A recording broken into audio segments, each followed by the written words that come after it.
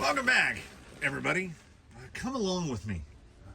Join me in what is close enough as to be estimated as to be a thought process. This is, of course, the RGT that is the potential participant in this. It came from the Workbench LITE, and I needed to get it to here to decide, to make that mental pros cons list.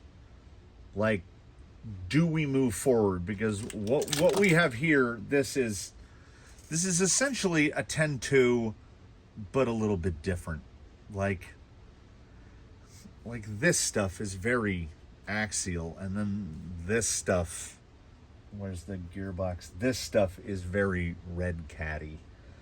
And what it comes down to, as to whether or not this becomes something that I endeavor to pursue, is, do we have to put so much into it, or take, alternately, so much away from it that, like, what's the point, you know? Like, are we effectively building something else?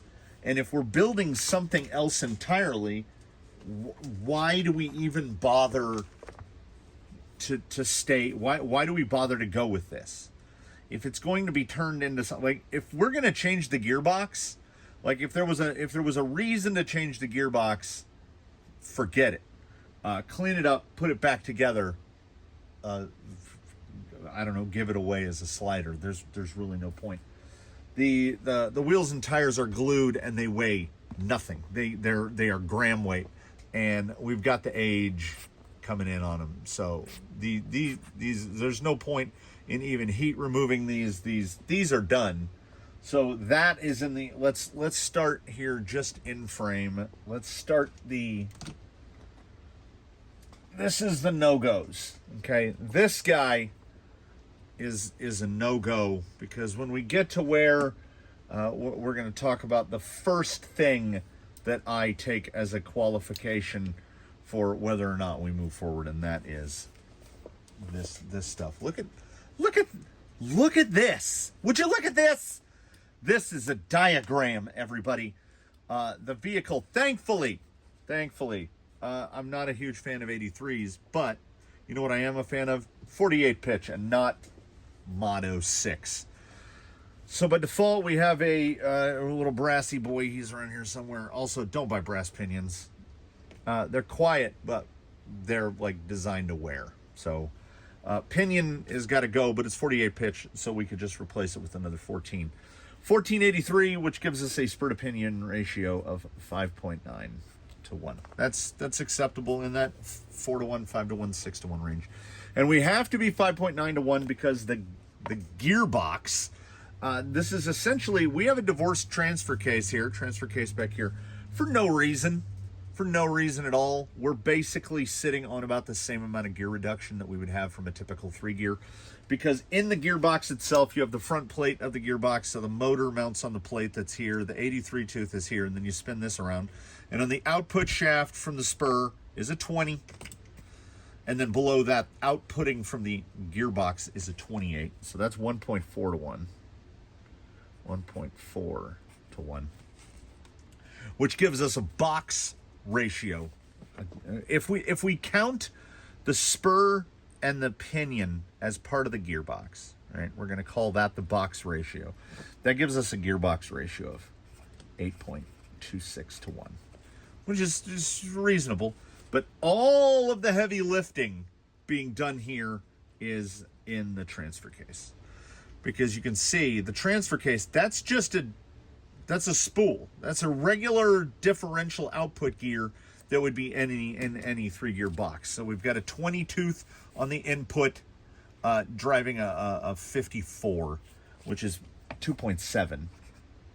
So effectively, I mean, that's a gearbox, right? I mean, that's a 3-gear gearbox, usually in that 2.6, 2.7 range. So at this point, we have gearbox plus T-case is coming out at 22.3 to 1, which is a reasonable amount of reduction. And we're going to need that reasonable amount of reduction because in the axle, for whatever reason, they decided to go with, and I said for whatever reason, but I have seen this exact gear in things of off brands, Exceed, RGT, Red Cat, off brand stuff. That is a 40-tooth ring being driven by, where's the, do you all see the housing? Being driven by a 16. So this isn't necessarily a negative. This is a positive and a negative simultaneously. The positive is the more teeth you have, that's better because it's easier to get correct mesh and engagement. And also there's less torque load being applied to it. Theoretically, in cycling, there's a big discussion about how is there more torque per tooth on a big gear versus a small gear. But then we're talking about chains. That's a whole different thing. So a 16 driving a 40, that's pretty simple math. That's 2.5 to 1. Let's do the one here. We multiplied these two together to give us the final output ratio. And I am terrible at drawing fives. I never learned to do it as a child. 55.75 to 1. That is beyond acceptable. That was deal breaker stuff because when I was wheeling this thing initially, it honestly felt like we were in the like upper 30s for gear reduction, which just tells me that even in 550, a 17 turn is way too hot.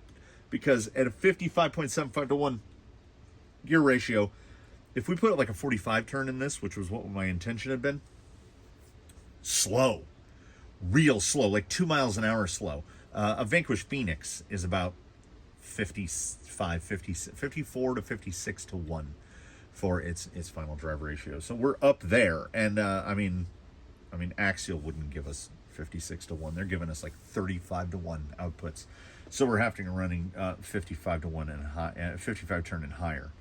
Now, gearbox ratio, fine, good. We've got that thing where we can't, like, these axle shafts are the axle shafts. They don't fit in any other differential. They fit in these, which have a, I'm not do equispacing. I'm not a fan of that type of bolt spacing.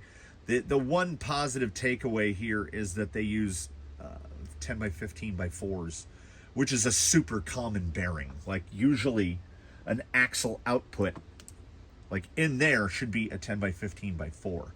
And if we can minimize the number of bearings that are in a vehicle, 2 thumbs up, everybody. That's great.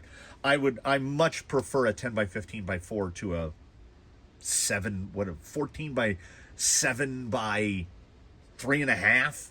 Whatever is in most things, Air 44s, Vanquishes, Elements, whatever, those little tiny things that, 3.5 wide, just why? Like, your housings aren't that small.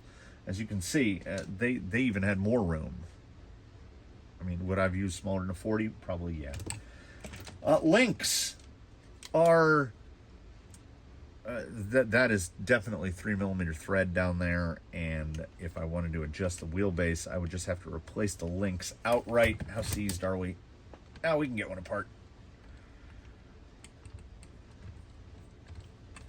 Yeah, these are done. I don't like this, where it's shouldered. This is all one piece. So odds are very high I would replace all of the links, primarily to set the wheelbase where I want to set the wheelbase. So we will let this guy represent the rest of the links. The shock towers, there's nothing you can really do about. Like, the shock tower body mount things are fully proprietary. We do have a aluminum panhard mount somewhere here. Yeah, there we go. Aluminum panhard. Now we would get to the point of that's not great. We would want to replace that bent panhard, and then for the drag, for the tie rod, they do this operation, and they do this operation for a reason, because it keeps the drag link and the panhard bar about the same length, which is what we want to do. That's good. There's a lot of hair in that. We're okay. That's good. The fact that it has, with the axle neutral, we have, I don't know, 5 degrees of caster, but you got to clock it out like that. So we can't we can or we can't get caster. I don't know. I'll let you know in a second.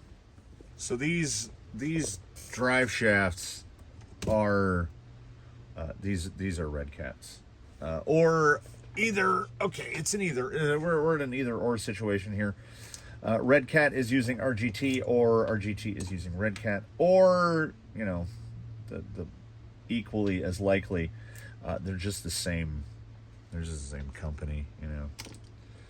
Yeah, these are snappers because you see, and it's not even necessary, because I had initially thought that they've got this big taper on the neck right here, so to get steer angle, but that's not it. Nothing's actually close to it. That neck where it goes into the pivot ball should be probably have about 30% bigger cord diameter, like, because when you step down right there, basically what it comes down to is this drive shaft is going to try to do push-ups if you have strong arms but no core. You're going to give yourself a hernia. So this is very strong and this is weak. So this isn't going to break and this isn't going to break, so it's going to snap it right at its little spindly neck. And how do I know this? Ask me how I know. Well, I've gone through a couple Red Cats, and we had, for a while here, we had a vehicle that was built off of the Everest / Gen 7, and it would snap drive shafts right there, just like pencils. You load a wheel up, and you get some steer angle on it, and it just pops it. So we could go forward saying, oh, well, you know, we'll deal with drive shaft breakages when we get to them. Or we could say, well, you know, we'll put some AR-44s in it. But if we put AR-44s in it, it's not this anymore, and we might as well just do something else. Though the wacky Gearbox T-Case collaboration, if you paired that up to some AR-44s, which have 830, so you know, like 3.5 to 1, we're getting another, well, I still got my big finger calculator over here. Yeah, we're talking a final of 78 to 1. So if you paired this gearbox and transfer case to AR-44s, you have a 78 to 1 final. You could probably get away with running that 15 turn. I just, you know, oh yeah, then we've got we get into what are deal breakers for me. No through pins. We've got flats and set screws. This one is completely stripped out. I'd have to drill that out. But flats and set screws, at some point, they're going to bite you. It just, you know, the leading thing for me here is clean it. Replace whatever rusted fasteners. Even though these are leaky, these are either 10-3 or Capra, and they look brand new. They're hundreds. So probably put those in a bin. Throw some other shocks on here. Yeah, genuinely, this is going to be. It came from the workbench very well. I don't even want to buy a body for this. Is what it comes down to. And I'm talking, I would put like something J Concepts on it, or, you know, I was sizing up the cut up Defender. I've got some parts to stiffen it up. I wanted to shorten it down. But there will constantly be the specter of durability lurking in the background. The only thing that is kind of intriguing to me is the gearbox and T-case, because that, like, 22 to 1 before we get to the axles, that's pretty good. That's a fair amount of gear reduction. Now, I don't like the motor. Oh, yeah. I'm burying it again.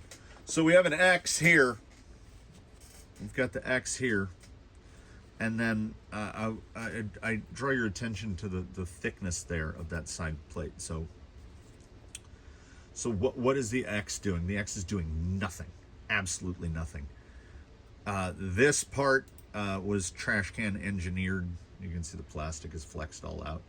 And this servo does not make a lot of torque. So another servo mounting option would have to be generated.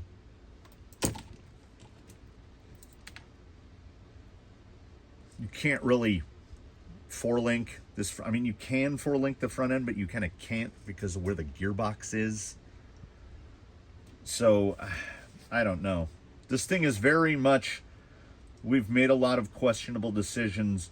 We've handed off the job of engineering to people who have no practical experience in engineering this. I mean, that is told to us by this. This. If that was straight up and down, okay, follow with me. If that goes straight up and down and isn't leaned over to the side, now the panhard bar gets that much longer. Then we don't have to attach the steer link. We don't have to attach the drag link there. We can just attach it to the top of the knuckle. So there's absolutely no reason for this. And it's bent because with the 40 tooth, the pumpkin is so big and that juts up vertically that that will probably get you to full compression on that side. And then where the chassis rail, like the bump steer, you can see it here when I just do it in my hand. The axle goes that way. So just by all the designs of the pieces, the bump steer is going to be bad. So if the only thing I'm taking away from this is I'm kind of intrigued by the layout of the, let's call it a gear case, between the gear case and the transfer case. If that's all that I find to be intriguing, I don't see it. I don't see it. I'm gonna clean it and I'm gonna put it back together. But I can't move forward with this. You could make a perfectly acceptable trail rig out of this because you could throw like a 12 turn in it, you know? And it wouldn't still be smoking fast, but like the bent upper link to try to clear the gearbox and it doesn't, and then the bent panhard bar to clear the pumpkin and it kind of doesn't. Definitely not hundreds. It needs 85s or 90s on it. So I'm gonna tear it apart the rest of the way. I'm gonna clean everything. See what I can do about that broken front bumper mount. Something in the front end is, that's the rear bumper mount. That actually feels pretty sturdy. Yeah, the front bumper mount is sheared off right there. It's symmetrical, so I can probably just flip it over and put it in upside down. Maybe put a lock nut on the bottom. But yeah, I'm gonna put it back together, and that'll be that. We'll take a look at it together here once it's all refreshed and cleaned and put back together. Got to grab my old Speed and Secret can of Pledge, and we'll get this thing put on some different shocks. We'll put this thing back together, and we'll talk about then like where do we go from here. Permit me to get to a typical level of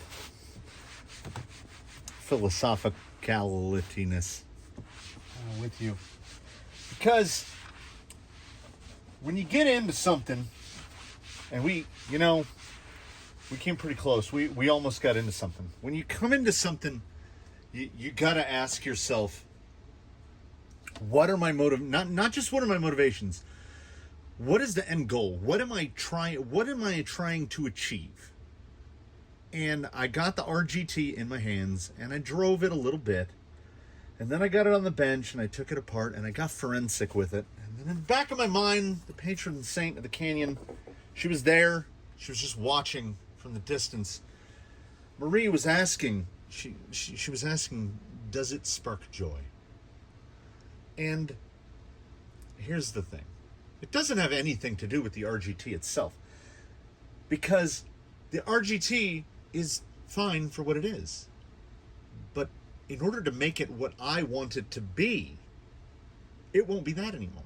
So why start with that and replace every single thing with something else?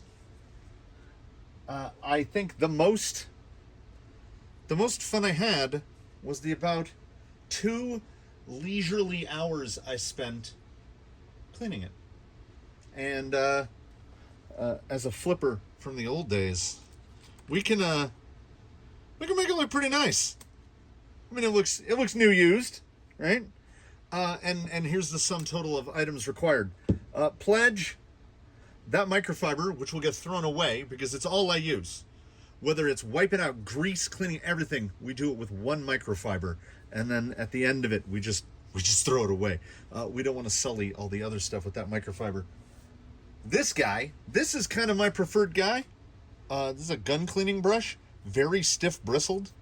It's what I use to get in the nooks and crannies. And if you don't have this, you won't get results that are as good. Air with the tiny tip, and that's it. No paper towels, no. Pledge. Remember when the orange used to come in an orange can? This is just confusing to humans. Pledge, microfiber, stiff bristled brush, and then just put on the music of your choice. Maybe a guy's YouTube videos. Put those on in the background, and the next thing you know, it'll fool you. Look how shiny it is. We got the pinion here attached. Because what I see in the future for the RGT is nebulous and unknown. But what I would like it to serve, how I would like it to achieve its destiny, is to save someone. Because all too many people, not knowing, have bought a crawler because of the part that this doesn't have. Because of the plastic bit on top that makes it look like whatever. A Blazer, some kind of whatever the honcho is supposed to be, Toyota, whatever that is. They buy it not knowing what's underneath it. They buy it just for that body. Or maybe they're buying it for a kid because they're hoping against hope that they can get that kid to share in one of their interests. And God help you. I have been there. I just saw a screw that I missed. So maybe somebody will say to me at some point, yeah, my kid says that my rock crawlers look like fun. I've been thinking about getting him one. And I'm like, my friend, have I got something for you? Because find out what he likes. What does he want? Does he want a van? Does he want a power wagon? Does he want a pickup truck? Whatever. Get the body. Plop. Put like a 35-45 turn in here. Cheap radio. Let him go. If he gets interested in the hobby, congratulations, you've hooked somebody. But I mean, it's not for me. It's not for me. I would change it all. I did get the front. I rejiggered with the front end. Caster gain and loss is not bad. Bump steer is not aggressive. It will flex pretty evenly now. I just threw on raw builder's kit shocks and yellow springs. They're too stiff. But if you've got put a 12 turn in there out of a slash or something, and then just turn your kid loose until he snaps all the drive shafts. I realized at the correct moment that it would be an expenditure that need not be made. I've got a set of Air 44s sitting right here on the bench. I've got access to gearboxes, and really that's all I need. We can make whatever we want from there. And sadly, not everyone knows that that's what you need. That's the only real things you actually need. You need a gearbox and you need 2 axles. Everything else is negotiable. You can spend or not spend to whatever you want to spend. So hopefully this guy will find a purpose and a destiny, and he will fulfill a need, and he will find his place. That place is not here. They can't all be winners. Everything Unikitty, no offense. Everything is not awesome. Oh, I would be. Yeah. So, the Exceed RC electric motor 17 turn. We have a special place. It's orange. Yeah. No one should have to. So, it's gone.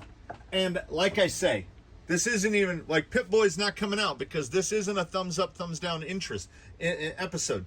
This doesn't fulfill any need that I have. So I had a good time. I killed a bit of an afternoon. I listened to some songs. I cleaned up a bit. I put stuff away as I was going. I kind of, mindless. How does it go? Busy hands and an empty mind. That was where I was. And I thank you, RGT, for that. But it's not my bag, baby. So I thank you for coming along for this. They can't all be top notch. We'll move on to something else. There'll be another It Came From the Workbench sooner than later, and we'll get back to that. Thanks for dropping by the canyon, everybody. We hope to see you again very soon. Please do comment below, like, subscribe, all that, what have you. I bid you a good day and hope that between now, this now, your current now, and when we meet again, whenever that might be, you one and all do your very best to have a good one, everybody. We will see you again here in the canyon.